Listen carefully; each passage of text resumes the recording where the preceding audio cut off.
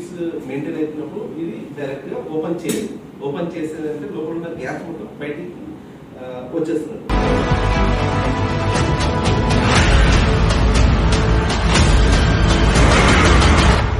సరే, మనకు విలేజ్లో ఉన్నప్పుడు ఇట్లా సేమ్ ఇదే కండిషన్లో వెహికల్ స్టార్ట్ కాలేదు, బ్యాటరీ డౌన్ అయితే ఇన్ కేస్ ఉల్టా పెడితే మాత్రం దీంట్లో ఈసీఎం ఉంటుంది. ఆ ఈసీఎం కాలిపోయే ఛాన్సెస్ ఉంటుంది.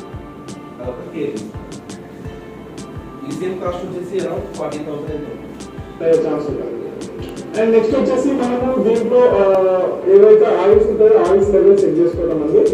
దీంట్లో వచ్చేసి మేజర్ గా 3 ఉంటుంది. ఒకటి engine oil and coolant and break oil. వచ్చేసి బ్రేక్ ఆయిల్ అన్నమాట. బ్రేక్ ఆయిల్ స్టార్టింగ్ వచ్చేసి మనకి ఇంజన్ ఆయిల్ అండి. దీన్ని మనకి డిస్ట్రిక్ట్ గేజ్ ఇస్తారు. దీంట్లో వచ్చేసి మనకి డిస్ట్రిక్ట్ గేజ్ కూడా కంప్లీట్ గా ఎఫ్ అండ్ ఎల్ రెండు ట్యాంక్స్ ఉంటాయి. సో ఈ ఎఫ్ లెవెల్ వరకు ఉండేటట్టు చూసుకోవాలి. సో నెక్స్ట్ వచ్చేసి మనకి ఈ కూలెంట్ ఇది రేడియేటర్ రిలేటెడ్ కాదండి. ఎప్పుడైనా సరే ఇంజన్ హీట్ లో ఉన్నప్పుడు కానీ కొంచెం కూడా నడిపిన తర్వాత ఇది మీరు చాలా మంది సినిమాల్లో చూస్తుంటారు. ఏదైనా మూవీలో చూసినప్పుడు ఇంజన్లకి పవర్ వస్తుంది, బాగా చెప్పగానే అది పట్టుకునే కాలుతుంది. అది ఇదేంటిదంటే రేడియేటర్ లోపల ఉన్న హీట్ మొత్తం కంప్రెస్ చేసి ఇది ఆఫ్ పెడతారు. ఎప్పుడైతే మనకు వెహికల్ 100 డిగ్రీస్ మెయింటైన్ అవుతున్నప్పుడు ఇది డైరెక్ట్గా ఓపెన్ చేయాలి.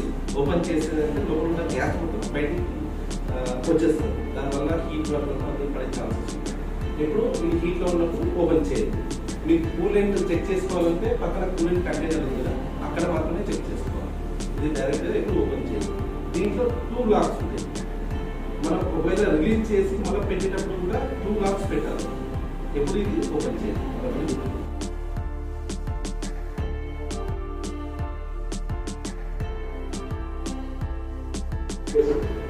ఇంకొకటి, ఈ వాటర్ ఓన్లీ మనం తాగే నీళ్ళు మాత్రమే పోయాలి, బోర్ వాటర్ అసలు పోయాలి. ఎందుకంటే దీనికి వైపర్ మోటార్ వాటర్ స్ప్రే చేయడానికి అది ఒక చిన్న మోటార్ ఉంటుంది.